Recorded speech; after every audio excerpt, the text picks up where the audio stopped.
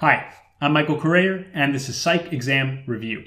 In this video, we're going to begin looking at social psychology, which investigates how groups, culture, and social context can influence thoughts, feelings, and behaviors. And there's going to be an emphasis here on the thoughts, feelings, and behaviors of individual people.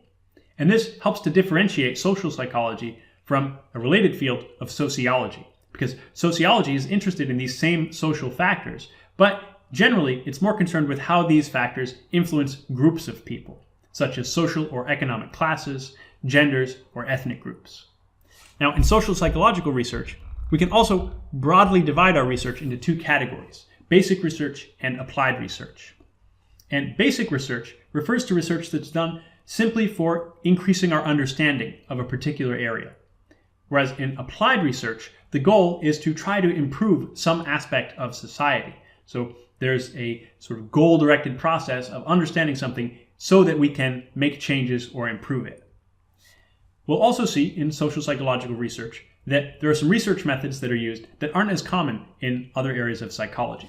And one of these is archival studies. And so in archival studies, researchers will use past records, things like newspaper accounts or medical records or even internet search history, to try to look for patterns of cultural or historical trends and consider how these might be influencing the thoughts, feelings, or behaviors of individuals. We'll also see observational studies or naturalistic observation. And these are studies that are done where researchers observe and record natural behaviors that are occurring in the real world. And we'll also see a type of observational study that's known as a field experiment. And so a field experiment involves the control of some aspects of the environment. So researchers will control certain things in the environment, they may manipulate these things, and then they'll measure real-life responses to these manipulations. Now, these types of experiments have high external validity because they are happening in the real world or in something that very closely resembles the real world with maybe a few manipulations. And this means they're less likely to be accused of artificiality that we might see in a laboratory setting.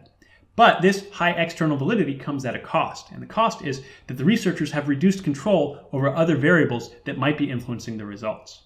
And some of these other variables include subject variables, and these are things that social psychologists are interested in, like gender, ethnicity, or cultural background, and they want to see how these variables influence behavior. But the problem is these subject variables are things that can't be assigned or manipulated. And that means we're not able to do some sort of randomization process where we randomly assign you a certain cultural background and see how it influences your behavior. All right, so that's a general introduction to social psychology. I hope you found this helpful. If so, please like the video and subscribe to the channel for more. Thanks for watching.